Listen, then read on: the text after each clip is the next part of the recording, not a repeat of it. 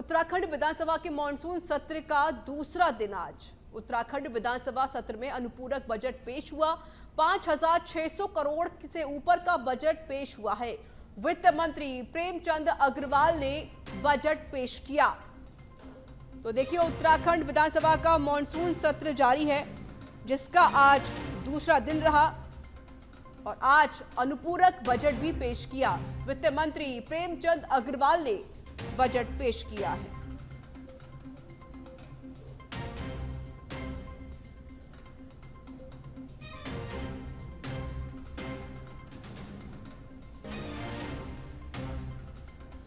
आज मॉनसून सत्र का दूसरा दिन रहा। 5,600 करोड़ से अधिक का बजट पेश किया गया। वित्त मंत्री प्रेमचंद अग्रवाल ने आज बजट पेश किया है।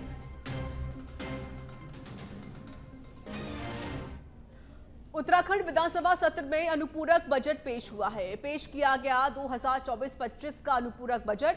बता दें कि 5,013.05 करोड़ का अनुपूरक बजट पेश किया गया है।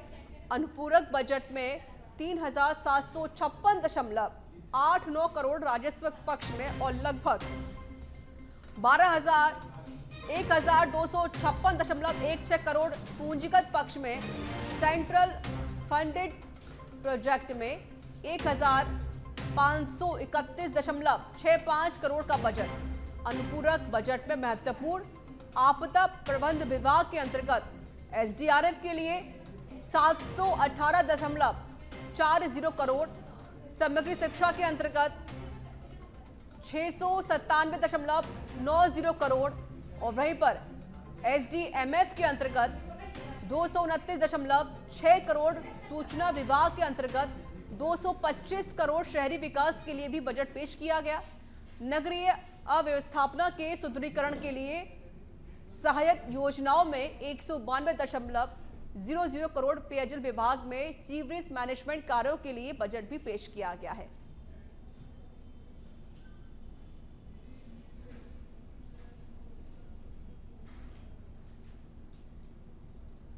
वही आधुनिकीकरण के अंतर्गत 71 करोड़ का बजट पेश किया गया है।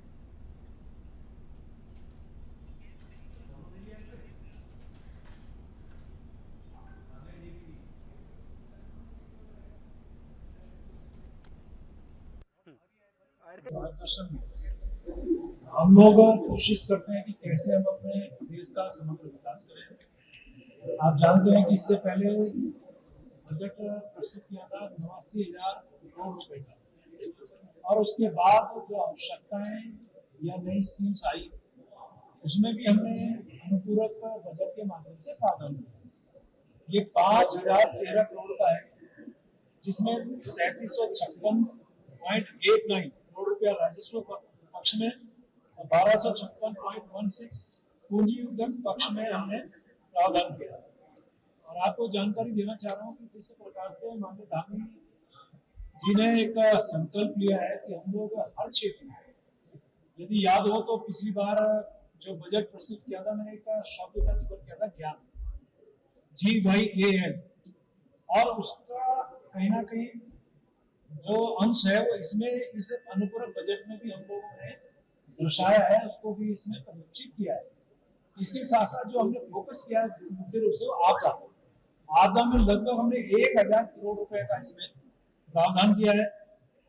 अनुरक्षण में हमने इसमें कोशिश की है कि जैसे हमारे यहाँ बार मेंटेनेंस है, उसकी हम लोग बातचीत करते हैं, उस पर भी हमने प्रावधान किया है। शिक्षा में प्रावधान किया है, और जो हमारे वाइब्रेंट जो विलेजेस हैं, जो माननीय प्रधानमंत्री जी ने कहा था वो अंतिम गांव नहीं प्रथम गांव, यानी उसके लिए भी हमने 130 करोड़ का प्रावधान किया है।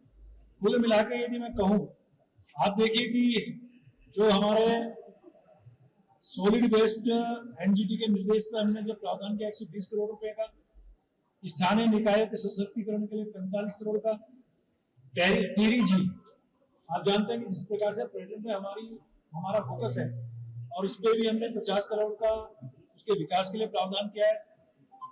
नाबार्ड पोषित लघु सिंचाई योजना के लिए 40 करोड़। अब ये जो लघु सिंचाई है, एक तरह से किसानों से संबंधित यानी अन्नदाताओं से संबंधित विषय मैं कह सकता हूँ।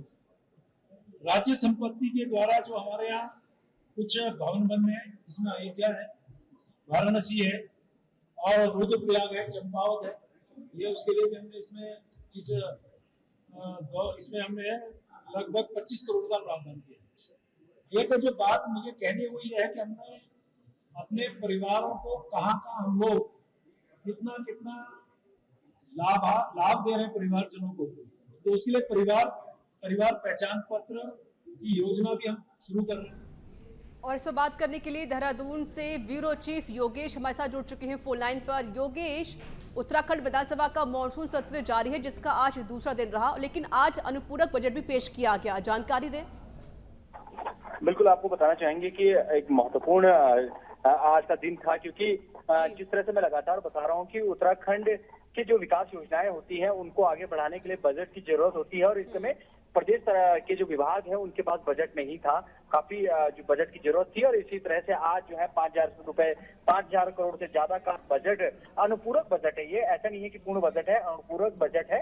और जब इसके बाद मार्च अप्रैल में जब बजट पेश होगा उससे पहले ये पैसा जो है वो दिया गया है अलग अलग विभागों को, जिसमें से अगर महत्वपूर्ण, जैसे आपने भी बताया, तो मैं एक बार फिर से बता देता हूँ कि आपदा प्रबंधन विभाग को जो है सबसे ज्यादा इस समय पैसों की जरूरत अगर किसी विभाग को उत्तराखंड में है तो आपदा प्रबंधन को। लगातार सामने खबरें आ रही है, हम लगातार अपने दर्शकों को दिखा रहे हैं कि किस तरह से उत्तराखंड में सड़कें टूटी हुई है, किस तरह से बाढ़ आ रहे हैं, किस तरह से पहाड़ में जो है लैंडस्लाइड हो रहा है। तो इसलिए सबसे ज्यादा बजट अगर देखा जाए तो वो जो है 718 करोड़ रुपए वो आपदा प्रबंधन विभाग के अंतर्गत जो है एसडीआरएफ को दिया गया है। एसडीआरएफ हर समय जो है वो काम करता है। इस समय एसडीआरएफ जो सबसे बेहतर अगर कोई विभाग काम कर रहा है तो उसमें से एक जो है वो एसडीआरएफ है, जो सबसे शानदार काम इस समय कर रहा है। तो उसको 718 करोड़ रुपए दिए गए। समग्र शिक्षा एक हमेशा से शिक्षा विभाग की बहुत ज्यादा जो है इसको बजट की जरूरत होती है, क्योंकि युवाओं को जो हमारे ननिहाल होते हैं उनको आगे बढ़ाने के लिए शिक्षा जरूरी है। तो 600 लगभग 700 करोड़ रुपए आप मान लीजिए कि 700 करोड़ रुपए जो है उनको समग्र शिक्षा के अंतर्गत दिया गया है। इसी तरह से जो है अलग अलग विभागों के, चाहे सूचना विभाग की बात कर ले, क्योंकि प्रचार प्रसार बहुत ज्यादा जरूरी है सरकार के लिए, सरकार की योजनाओं को आम जनता तक पहुंचाने का एक माध्यम सूचना विभाग है। तो सूचना विभाग को भी 225 करोड़ रुपए दिए गए हैं। इसके साथ पेयजल के लिए 120 करोड़, गैर सरकारी महाविद्यालय जो है उनको 100 करोड़। इसके साथ ही अगर बातें करें तो अटल आयुष्मान जो उत्तराखंड में पेंशनर योजना चल रही है उसके लिए 100 करोड़ रुपए दिए गए हैं। इस तरह से अलग अलग विभागों को जो है बजट दिया गया है ताकि आने वाले दिनों में जो सरकार जो है सरकारी योजनाओं को उनको अच्छे से आगे बढ़ा सके। इसी तरह से अगर अटल आयुष्मान की हम बात करें, जो योजना है उसको 50 करोड़ रुपए दिए गए। एक महत्वपूर्ण योजना है ये उत्तराखंड की, बहुत ज्यादा इसको इस योजना के तहत काम किया जाता है। इसके साथ ही अलग अलग विभागों के लिए जो है वो बजट दिया गया है। जी चलिए, बहुत बहुत शुक्रिया आपका योगेश सेमवाल अधिक जानकारी देने के लिए। और वहीं देहरादून में कृषि एवं उद्यान विभाग के 637 पदों पर लोक सेवा आयोग द्वारा 2023 में लगाई गई रोक को हाईकोर्ट के निर्णय के बाद हटा दिया गया है, जिसको लेकर कृषि एवं उद्यान मंत्री गणेश जोशी ने खुशी जाहिर करते हुए कहा, विभाग के लिए अच्छी खबर है। हाईकोर्ट के दखल के बाद कृषि एवं उद्यान विभाग में रिक्त पड़े 637 पदों पर अब नियुक्तियां होंगी और दोनों ही विभागों को अधिकारी मिलने के बाद विकास कार्य तेजी से हो सकेंगे।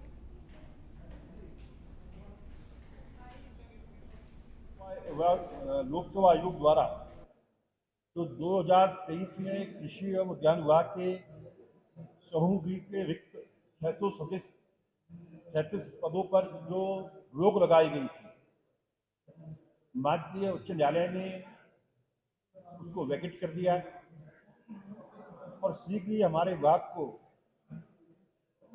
एक बहुत अच्छी संख्या में, चाहे हमारा उद्यान विभाग हो चाहे कृषि विभाग हो, हमें कर्मचारी मिलेंगे।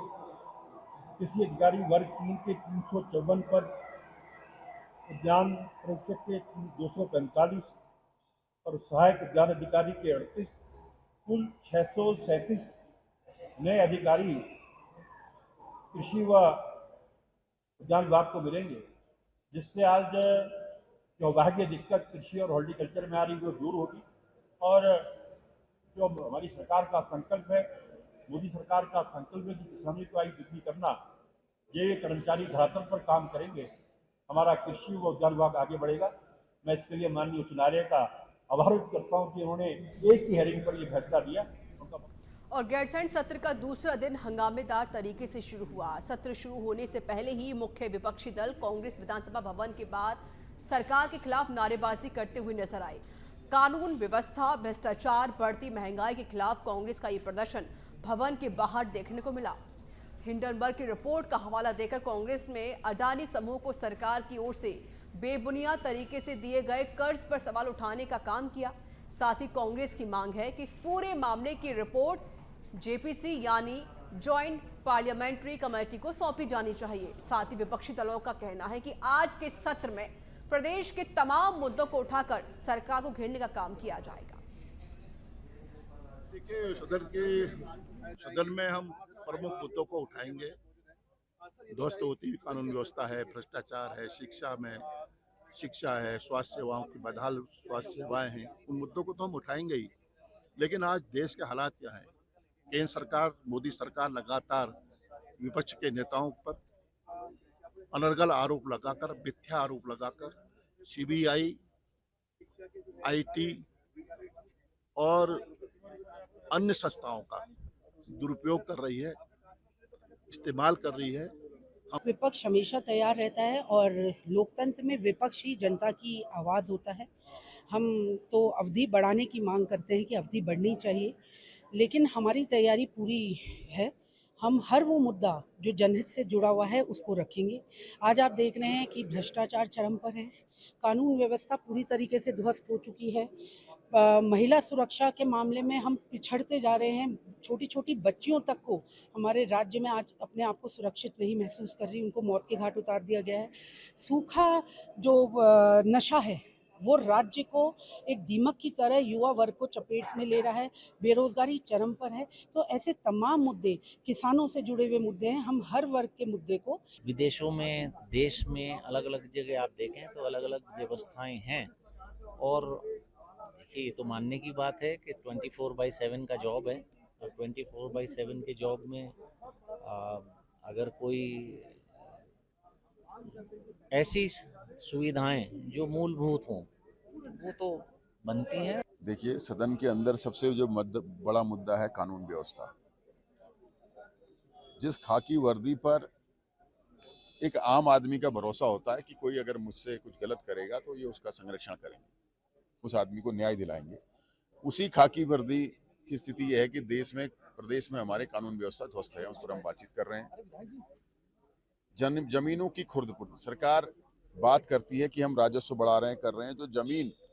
जो बेशकीमती जमीन जो सरकारी थी उसे कौड़ियों के दाम अपने चहीतों को देने का काम सरकार ने किया है। हम उससे बात कर रहे हैं। रोजगार और रोजगार व्यवस्था, हर तरीके से उत्तराखंड के रोजगार को खत्म करने का काम ये सरकार। देहरादून में सूचना आयुक्त प्रभारी विवेक शर्मा ने सूचना अधिकारी भवन में प्रेस वार्ता आयोजित की। प्रेस वार्ता में आयोग की भविष्य की योजनाओं और कार्यक्रमों की जानकारी दी गई। इस अवसर पर सूचना आयुक्त विपिन चंद्र और योगेश भट्ट सहित सचिव सूचना आयोग अरविंद पांडे मौजूद रहे। आयोजित की जाए जो डिबेट्स है कॉलेज के स्टूडेंट्स में, जो वहाँ पर जो उच्च शिक्षण संस्थाएं हैं और जो लॉ कॉलेजेस हैं, उनमें इस प्रकार की डिबेट का आयोजन करेंगे और फिर उनको पुरस्कार भी करेंगे। तो एक ये कार्यक्रम, मुख्य रूप से 3 कार्यक्रम हैं। पौड़ी से नौकरी की तलाश में बहेली गया से हरिद्वार गया एक 21 वर्षीय युवक बीते 2 माह से लापता है।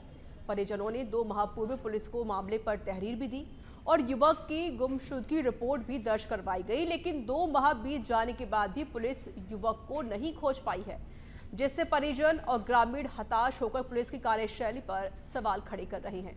युवक की मां ने बताया कि 2 माह पहले उसका बेटा अपने दोस्त के कहने पर हरिद्वार नौकरी के लिए गया हुआ था। इसके बाद से ही युवक का फोन बंद है। परिजनों को संदेह है कि उनके बेटे के साथ कोई अनहोनी ना घटी हो। वहीं ग्रामीणों को संदेह है कि युवक किसी ट्रैप में फंस चुका है। पुलिस ने बताया कि युवक के खाते से कई बार पैसे निकाले गए हैं और ये पैसे अलग अलग लोकेशन से निकाले जा रहे हैं। पुलिस का दावा है कि जिन बाहरी शहरों से पैसे निकाले जा रहे हैं उनके सीसीटीवी पर भी युवक ही पैसे निकालता हुआ देखा जा रहा है।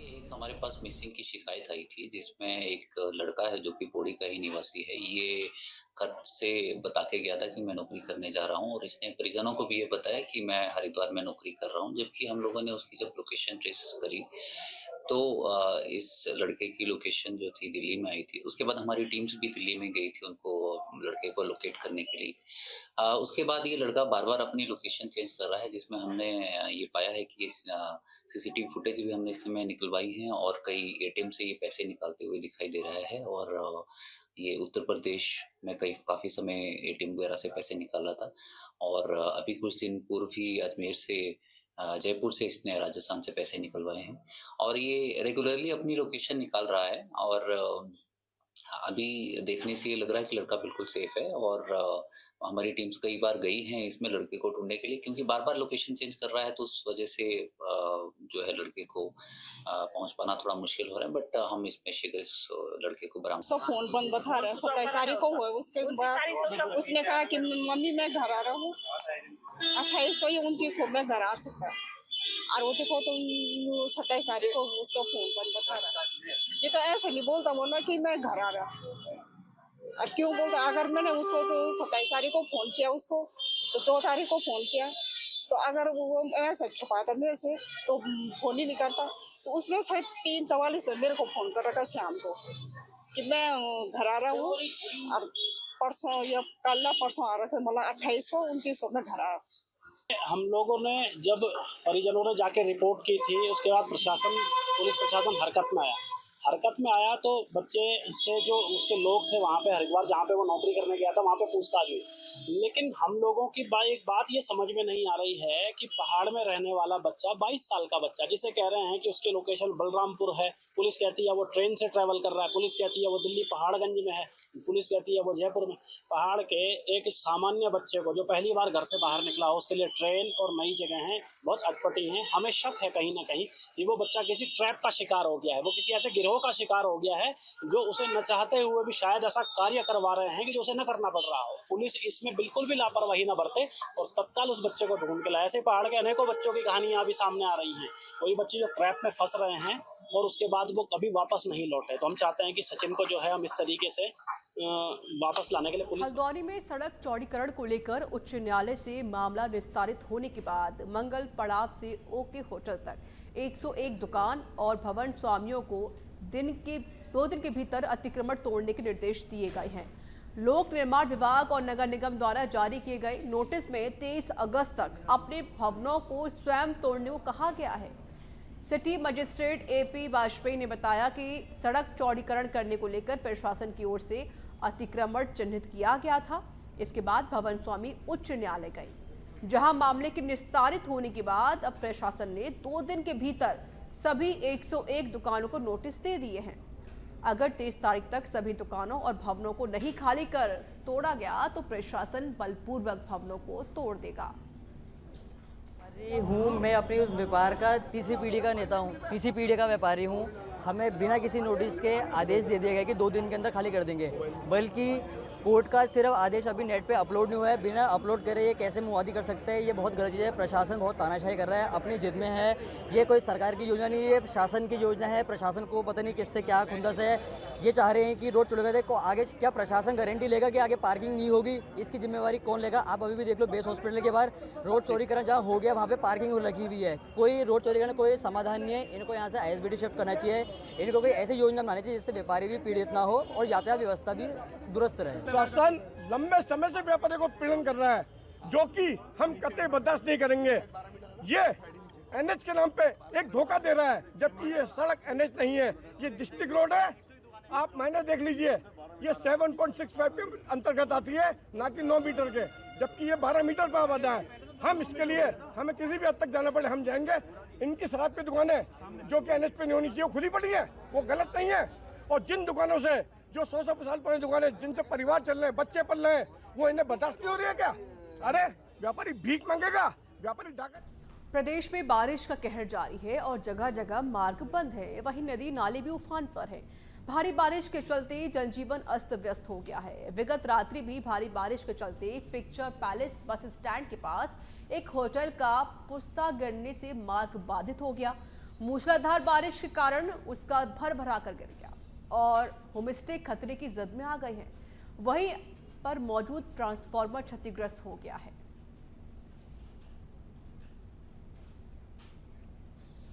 हाँ जी, रात्रि को 1 बजे जब पुस्ता गिरा तो सारी पानी की लेने और पत्थर इधर भी गिरे और फिलहाल तो बच गया, लेकिन खतरे की जद में आ गए।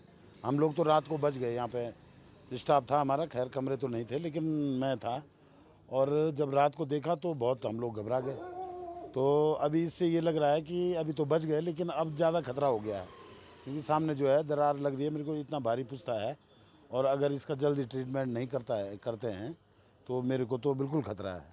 ये रात्रि को अत्यधिक बारिश होने के कारण एक जो पुस्ता है वो अचानक गिर गया, जिसकी वजह से हमारा बिजली का यहाँ पे एक सेटअप लगाया था ये भी क्षतिग्रस्त हो गया है। और ऊपर कुछ पेड़ हैं उससे भी हमें संभावना है कि उससे नुकसान हो सकता है। उसके लिए फॉरेस्ट को भी हमने निर्देशित कर दिया है ताकि उत्तराखंड एक जैव विविधता के रूप में पूरी दुनिया में जाना जाता है। वहीं उत्तराखंड में जंगलात और वन्य जीवों के संरक्षण के लिए सरकार द्वारा कई प्रयास भी किए जाते हैं। हालांकि सरकार में एक ऐसे विधायक भी हैं जो वन्य जीवों का संरक्षण नहीं बल्कि उन्हें मारने की मनोदशा से काम करना चाहते हैं। लैंसडाउन विधायक दिलीप रावत का एक बयान इस मामले को लेकर सामने आया है। उनके अनुसार गुलदार उत्तराखंड के लिए खतरा बनते जा रहे हैं। कई ऐसे मामले भी सामने आए हैं जिसमें गुलदार लोगों को अपना शिकार बना चुके हैं। साथ ही विधायक ये कहना चाहते हैं कि उत्तराखंड में मौजूद वन अधिनियम की वजह से प्रदेश में होने वाले कई विकास कार्य भी अवरुद्ध चल रहे हैं। देखिए, मैं कई बार उठा चुका हूं इस बात को और मैं पहली बार भी प्रदर्शन कर चुका हूं। और मैं निश्चित रूप से हम पर्वतीय क्षेत्र से आते हैं, यहाँ गुलदारों ने बहुत ज़्यादा लोगों को परेशान कर रखा है। घर की माँ की गोद से बच्चों को छीना जा रहा है, गुलदार उनका शिकार बना रहे हैं और दूसरी तरफ हमारे वन अधिनियम की आड़ में हमारे विकास कार्य अवरुद्ध हो रहे हैं। तो मेरा सारा सदन से निवेदन है, सारा सरकार से निवेदन है कि एक दिन चर्चा के लिए एक दिन का सदन लगाया जाए ताकि हम सारे इन विषयों पर जो है चर्चा कर सकें और अपनी बात को जो है सेंट्रल गवर्नमेंट या जो भी माध्यम है, माननीय न्यायालय, उच्च न्यायालय, उच्चतम न्यायालय, बाघ प्राधिकरण, एनजीटी, इन सारी बातों को अपनी बात पर संज्ञान दे सकें। इसलिए मैंने ये कहा कि एक दिन का यहाँ पर सदन होना चाहिए और जो गुलदारों से मारे जाए। उत्तराखंड के विकासखंड ताड़ीखेत की ग्राम बिलखेड़ के रहने वाले गोपाल उप्रेती एप्पल मैन के नाम से जाने जाते हैं। कुछ समय पहले उन्होंने ही लगभग 7 से 7.5 फीट धनिये के पौधे का उत्पादन कर Guinness book of world record में अपना नाम दर्ज किया था। पर्यटन नगरी रानीखेत से लगभग 52 किलोमीटर दूर स्थित ग्राम बिल्लेख से गोपाल उप्रेती का सेब का बगीचा है। पैकिंग के लिए सबसे पहले सेब की ग्राइंडिंग का काम किया जाता है, जिसमें अलग अलग ग्रेड की सेबों को इकट्ठा कर पैक किया जाता है। इसके बाद उन्हें मंडियों में भेज दिया जाता है। उत्तराखंड राज्य देश का तीसरा सबसे बड़ा सेब उत्पादक है। गोपाल उप्रेती जैविक खेती कर अब नया रिकॉर्ड बनाने में जुटे हुए हैं। यहाँ पे विशेष रूप से खाद के समय पे उससे विशेष रूप से ध्यान रखना होता है प्रूनिंग का विषय। प्रूनिंग एक बहुत इम्पोर्टेंट काम होता है सेब की बागवानी में, क्योंकि हम लोग यहाँ पे जैविक रूप से सेब का उत्पादन कर रहे हैं, तो इसलिए गोबर को इकट्ठा करना, सड़े हुए गोबर का एक बहुत बड़ा चैलेंज होता है। तो एक तो हम उसकी व्यवस्था करते हैं और दूसरा सबसे इम्पोर्टेंट काम होता है कि हम प्रूनिंग कैसे करें, क्योंकि सेब में अगर प्रूनिंग ठीक से नहीं हो पाएगी तो उत्पादन ठीक से नहीं हो पाएगा और प्लांट की सेब भी ठीक से नहीं निकल पाएगी। तो जब हम फरवरी में जो प्रूनिंग पूरे 1 महीने का काम रहता है, तो उसमें हम यहाँ पे क्षेत्रीय जो हमारे बागवान हैं उन सबको भी हम लोग यहाँ पे इनवाइट करके उनका यहाँ पे वर्कशॉप भी हम आयोजित करते हैं, ताकि प्रूनिंग की जो नई तकनीक की जो जानकारी